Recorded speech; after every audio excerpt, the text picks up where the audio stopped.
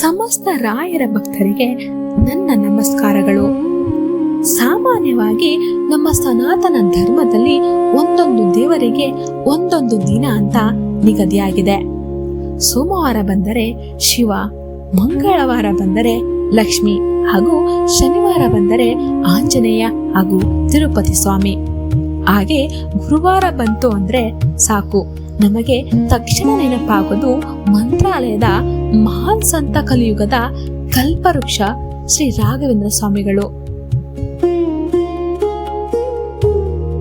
ಆದ್ರೆ ನೀವು ಎಂದಾದರೂ ಯೋಚನೆ ಮಾಡಿದ್ದೀರಾ, ರಾಯರ ಆರಾಧನೆಗೆ ಗುರುವಾರವೇ ಯಾಕೆ ಇಷ್ಟೊಂದು ಪ್ರಮುಖವಾದ ದಿನ ಅಂತ?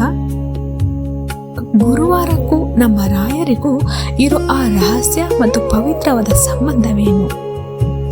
ಬನ್ನಿ, ಇವತ್ತಿನ ಈ ವಿಶೇಷ ವಿಡಿಯೋದಲ್ಲಿ ರಾಯರ ಜೀವನದ ಕೆಲವು ಅಪರೂಪದ ಸಂಗತಿಗಳ ಜೊತೆಗೆ ಇದರ ಹಿಂದಿರೋ ಸಂಪೂರ್ಣ ಕಾರಣಗಳನ್ನ ಇಂಚಿಂಚಾಗಿ ತಿಳಿದುಕೊಳ್ಳೋಣ.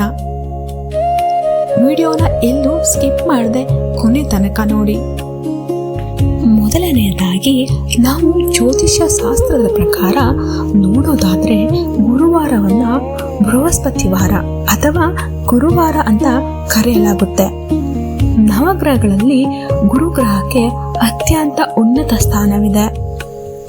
ಜಾತಕದಲ್ಲಿ ಗುರುಬಲ ಚೆನ್ನಾಗಿದ್ರೆ ಜ್ಞಾನ, ಬುದ್ಧಿ, ಕೀರ್ತಿ, ಸಂತಾನ ಮತ್ತು ಸಂಕಲ್ಪ, ಐಶ್ವರ್ಯಗಳು ತಾನಾಗಿಯೇ ಹುಡುಕಿಕೊಂಡು ಬರುತ್ತದೆ ಅಂತ ಹೇಳ್ತಾರೆ. ಇನ್ನು ನಮ್ಮ ರಾಘವೇಂದ್ರ ಸ್ವಾಮಿಗಳು ಕೇವಲ ಒಬ್ಬ ಸಂತರಲ್ಲ, ಅವರು ಕಲಿಯುಗದ ಪ್ರತ್ಯಕ್ಷ ಗುರುಗಳು, ಜಗದ್ಗುರುಗಳು. ಹಾಗೂ ದ್ವೈತ ಸಿದ್ಧಾಂತದಲ್ಲಿ ರಾಯರನ್ನ ಗುರು ಸಾರ್ವಭೌಮರು ಅಂತಲೇ ಆರಾಧಿಸಲಾಗುತ್ತೆ. ಹಾಗಾಗಿ ಗುರುಗ್ರಹದ ದಿನವಾದ ಗುರುವಾರದಂದು ಸಾಕ್ಷಾತ್ ಗುರು ಸ್ವರೂಪಿಯಾಗಿರೋ ರಾಯರನ್ನ ನಾವು ಶ್ರದ್ಧಾ ಭಕ್ತಿಯಿಂದ ಪೂಜೆ ಮಾಡಿದರೆ ನಮಗೆ ರಾಯರ ಪೂರ್ಣ ಅನುಗ್ರಹ ಸಿಗುವುದರ ಜೊತೆಗೆ ಜಾತಕದಲ್ಲಿರೋ ಗುರುಗ್ರಹದ ಶುಭ ದೃಷ್ಟಿ ಕೂಡ ಒಟ್ಟಿಗೆ ಸಿಗುತ್ತೆ ಅನ್ನೋದು ಕೋಟ್ಯಾಂತರ ಜನರ ನಂಬಿಕೆಯಾಗಿದೆ. ಇನ್ನು ಮುಖ್ಯವಾಗಿ ಇತಿಹಾಸ ಪುಟಗಳಲ್ಲಿ ದಾಖಲಾಗಿರೋ ಅತ್ಯಂತ ಮುಖ್ಯವಾದ ಕಾರಣ ಏನಪ್ಪಾ ಅಂದ್ರೆ ರಾಯರ ಪೂರ್ವಾಶ್ರಮದ ಜೀವನ. ರಾಯರ ಪೂರ್ವಾಶ್ರಮದ ಹೆಸರು ವೆಂಕಟನಾಥ ಅಂತ. ಅವರು ಮಹಾನ್ ಪಂಡಿತರಾಗಿದ್ರು ಕೂಡ ಒಂದು ಕಾಲದಲ್ಲಿ ತುತ್ತು ಅನ್ನಕ್ಕೂ ಕಷ್ಟಪಡುವಂತಹ ತೀವ್ರ ಬಡತನವನ್ನು ಅನುಭವಿಸಿದ್ರು. ಆದ್ರೆ ಅವರಲ್ಲಿದ್ದ ಜ್ಞಾನ ಮತ್ತು ವೈರಾಗ್ಯವನ್ನ ಗುರುತಿಸಿದ ಅವರ ಗುರುಗಳಾದ ಶ್ರೀ ಸುಧೀಂದ್ರ ತೀರ್ಥರು ವೆಂಕಟನಾಥರಿಗೆ ಸನ್ಯಾಸತ್ವವನ್ನು ಸ್ವೀಕರಿಸಲು ಆದೇಶಿಸುತ್ತಾರೆ. ಆಗ ವೆಂಕಟನಾಥರು ತಂಜಾವೂರಿನಲ್ಲಿ ತಮ್ಮ ಗುರುಗಳಿಂದ ಸನ್ಯಾಸ ದೀಕ್ಷೆಯನ್ನು ಪಡೆದು ಶ್ರೀ ರಾಘವೇಂದ್ರ ತೀರ್ಥರಾಗಿ ಪೀಠವನ್ನು ಅಲಂಕರಿಸಿದ ಆ ಮಹತ್ವದ ದಿನ ಮತ್ಯಾವುದೂ ಅಲ್ಲ, ಅದು ಇದೇ ಒಂದು ಪವಿತ್ರವಾದ ಗುರುವಾರದ ದಿನ.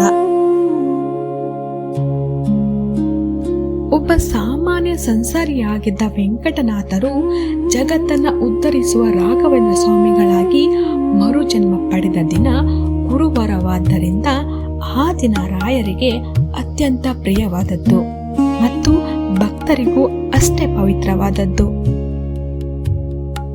ಸ್ನೇಹಿತರೆ, ಇವತ್ತಿನ ಕಾಲದಲ್ಲಿ ಬಹಳ ಜನರಿಗೆ ಮದುವೆ ತಡವಾಗ್ತಿರುತ್ತೆ. ಕೈ ಹಾಕಿದ ಕೆಲಸದಲ್ಲೆಲ್ಲ ನಷ್ಟ ಆಗ್ತಿರುತ್ತೆ, ನೆಮ್ಮದಿ ಇರೋದಿಲ್ಲ. ಜ್ಯೋತಿಷ್ಯದಲ್ಲಿ ಇದನ್ನ ಗುರುದೋಷ ಅಂತ ಕರೆಯಲಾಗುತ್ತೆ.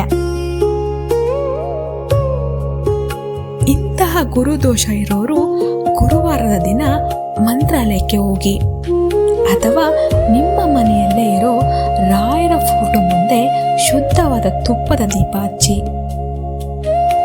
ಜವೆ ಗೋಧಿ ಪಾಯಸ ಅಥವಾ ಕಡಲೆಕಾಳಿನ ನೈವೇದ್ಯ ಇಟ್ಟು ಸಂಕಲ್ಪ ಮಾಡಿಕೊಂಡ್ರೆ ಎಂಥದ್ದೇ ಕಷ್ಟ ಇದ್ರೂ ರಾಯರು ಅದನ್ನ ಬೆಣ್ಣೆಯಂತೆ ಕರಗಿಸಿ ಬಿಡ್ತಾರೆ.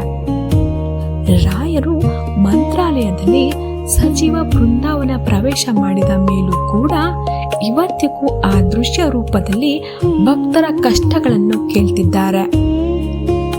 ಗುರುವಾರದ ದಿನ ರಾಯರ ಮಠದಲ್ಲಿ ಹೆಜ್ಜೆ ಇಟ್ಟರೆ ಸಾಕು, ಅಲ್ಲಿನ ಸಕಾರಾತ್ಮಕ ಶಕ್ತಿ ಮತ್ತು ರಾಯರ ಸನ್ನಿಧಿ ನಮ್ಮ ಮನಸ್ಸಿಗೆ ಒಂದು ರೀತಿಯ ಅದ್ಭುತ ನೆಮ್ಮದಿಯನ್ನ ಕೊಡುತ್ತೆ.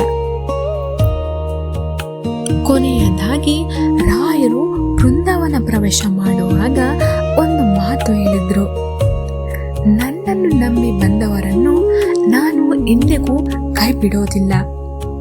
ನಾನು ಈ ಬೃಂದಾವನದಲ್ಲಿ 700 ವರ್ಷಗಳ ಕಾಲ ಸಜೀವವಾಗಿ ನೆಲೆಸುತ್ತೇನೆ ಅಂತ.